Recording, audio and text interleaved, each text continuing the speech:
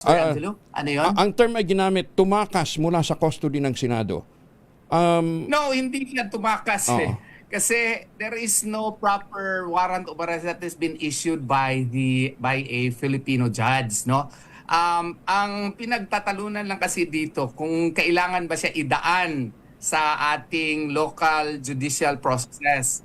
Ang stand po namin dyan, yung 1987 Constitution is supreme than any other treaties that we have or whatever conventions that we have.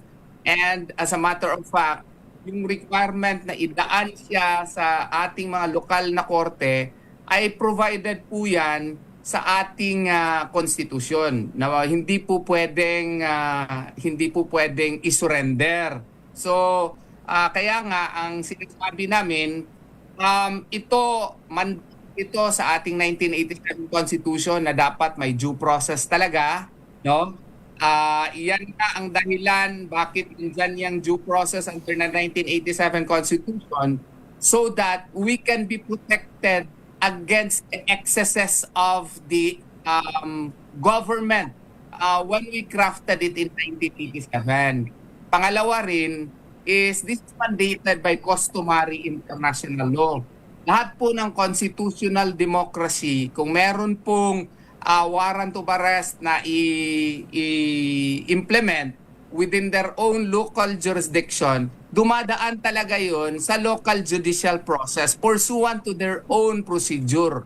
Sa atin, wala tayong procedure on surrender . So, nakasaad din yan under Article 9 of the International Covenant on Civil and Political Rights, as well as in the Universal Declaration of Human Rights. So, hindi po pwede na hindi diretso lang dakpin si Senator Bato de la Rosa at diretso doon sa sa Hague, Netherlands. Marami tayong basis niyan. Like for example, the Al-Masri case, Nassim. Isa siyang Libyan na dakip doon sa sa Italy.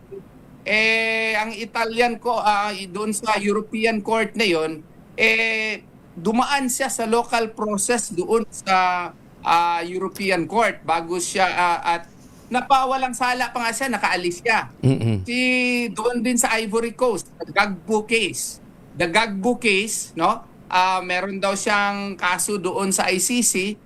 Pero hindi siya pinadala doon sa ICC kasi meron munang local court determination as to whether or not his rights were protected, that whether or not due process was duly accorded to him. Sabi ng Ivory Coast na korte, wala daw . So they insisted upon their own local jurisdiction. So etong aming stand, hindi lang ito governed, na hindi ito unique. Maski lahat po na democratic countries ay pina-follow talaga na dadaan dapat sa local judicial processes. Okay.